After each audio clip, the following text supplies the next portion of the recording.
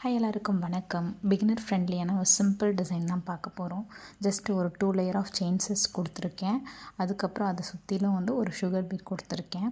So heavy ஒர்க்லாம் இல்லைங்க, ரொம்ப சிம்பிளான ஒர்க் தான். ஸோ டியூப் பீடை வச்சு ஒரு டியூப் பீட், அதுக்கப்புறம் ஒரு 4mm பீட், அகெயின் ஒரு டியூப் பீட். ஸோ வி ஷேப்பில் கண்டினியூஸாக பார்டர் ஃபுல்லாக அதை கொடுத்துருக்கேன்.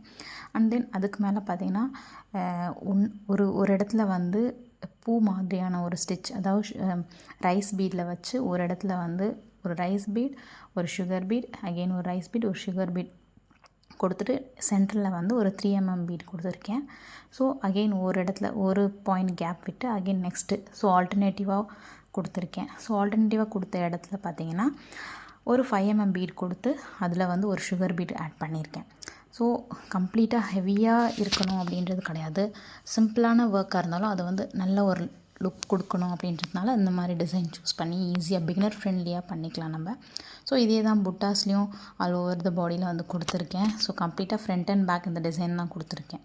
ஸோ இது கொஞ்சம் எம்டியாக இருக்குது அப்படின்றதுனால என்ன பண்ணேன் அப்படின்னா, ஒரு கோல்டன் ஸ்டோன் கோல்டு கலரில் எடுத்து அதில் இன்பிட்வீன் அந்த வி ஷேப் கொடுத்துருக்கு இல்லைங்களா, அதில் இன்பிட்வீனில் அப்ஸ் அண்ட் டவுன்ஸ், ஸோ ஃபுல்லாக அந்த கோல்டன் ஸ்டோன் பேஸ்ட் பண்ணேன். ஸோ அது இன்னும் கொஞ்சம் நம்மளுக்கு என்ஹான்சிங்காக கொடுக்கும். ஸோ நம்ம போட தான் நம்மளோட க்ரியேட்டிவிட்டி எப்படி வருது, இன்னும் என்ன பண்ணலான்னு ஒரு ஐடியா கிடைக்கும். ஸோ அதனால் போடுறதுக்கு ட்ரை பண்ணணும். எவ்வளோ தான் முடியுதோ நம்மளால் அவ்வளோ ஈஸியாக போட்டுடலாம், ஒன்றும் பிரச்சனை இல்லை. ஸோ இதை பற்றின மோர் டீட்டெயில்ஸ் வீடியோஸ் வேணும்னா நம்மளுடைய பேஜ் பாருங்கள், ஷேர் பண்ணுங்கள். பிடிச்சிருந்தால் லைக் பண்ணுங்கள், ஷேர் பண்ணுங்கள், சப்ஸ்கிரைப் பண்ண மறந்துடாதீங்க. தேங்க்யூ ஃபார் வாட்சிங். பாய்.